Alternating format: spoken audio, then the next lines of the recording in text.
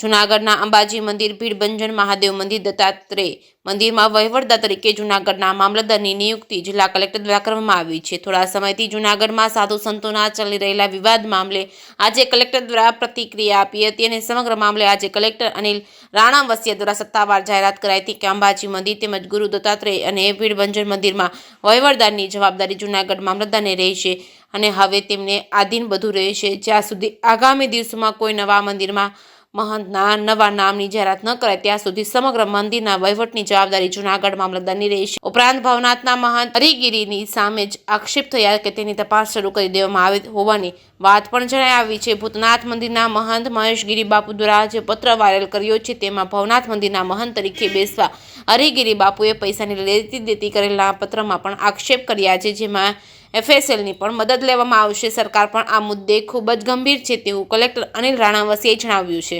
JKS news Gujarati સાથે રાજુ પંડ્યા, કેશોદ.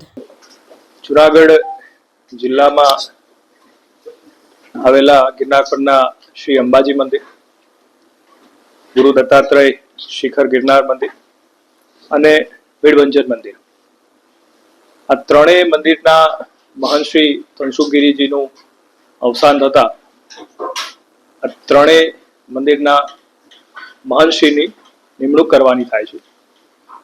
શ્રી તનસુખગીરીજીની આ ત્રણેય મંદિરના મહંત તરીકેની નિમણૂક વર્ષ 1983માં થઈ હતી અને જે તે સમયે એમના ગુરુજીએ એક વિલ કરીને આપ્યું હતું અને એના આધારે તત્કાલીન કલેક્ટરશ્રીએ એમની નિમણૂક કરી હતી.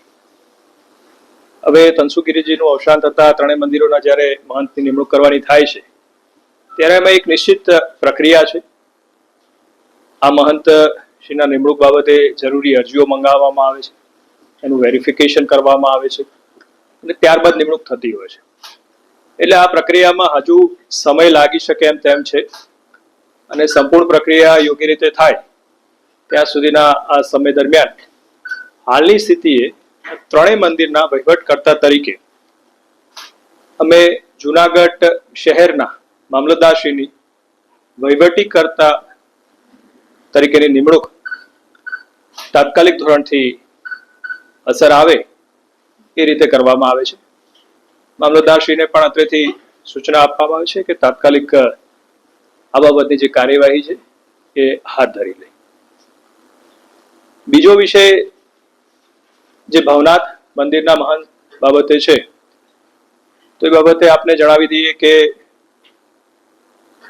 2025 ના જુલાઈ સુધી હાલના જે મહંત છે હરિગીરીજી એમની નિમણૂક થયેલી છે 31/7/2025 સુધી.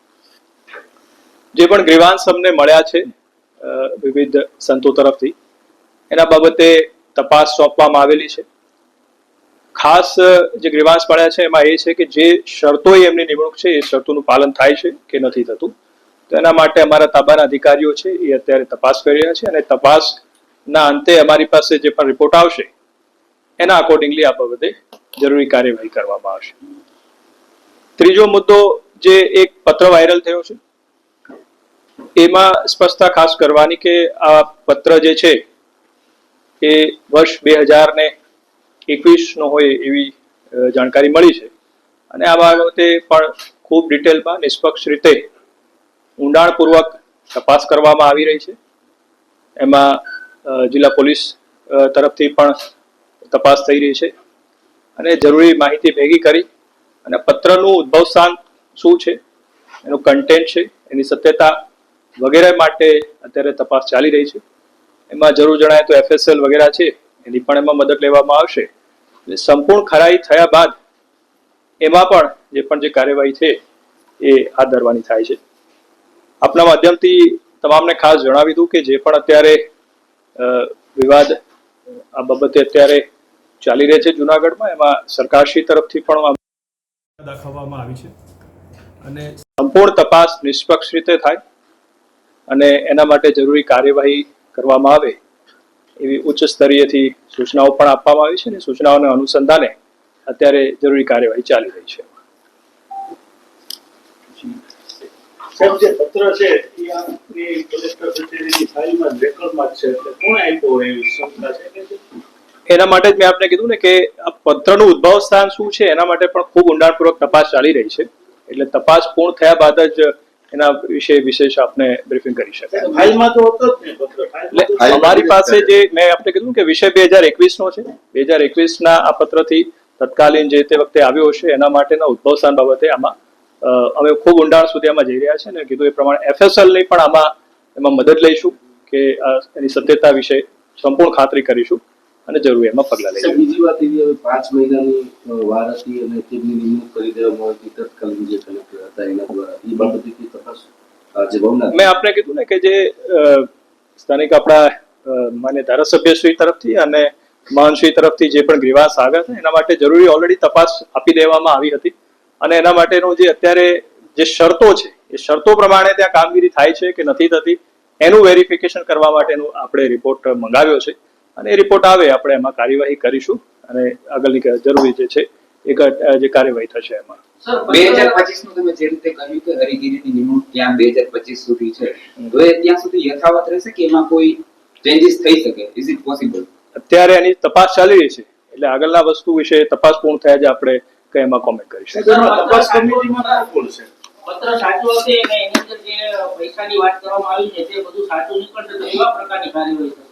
એ મેં આપને કીધું કે અત્યારે જે ઇન્કવાયરી ચાલી રહી છે એમાં ખૂબ અમે ડિટેલમાં જઈ રહ્યા છે અને FSL વગેરેની પણ મદદ લઈ અને સત્યતા વિશે કર્યા પછી જ આપણે એમાં જરૂરી જે કાર્યવાહી છે એ કરવામાં આવશે. ધન્યવાદ. સર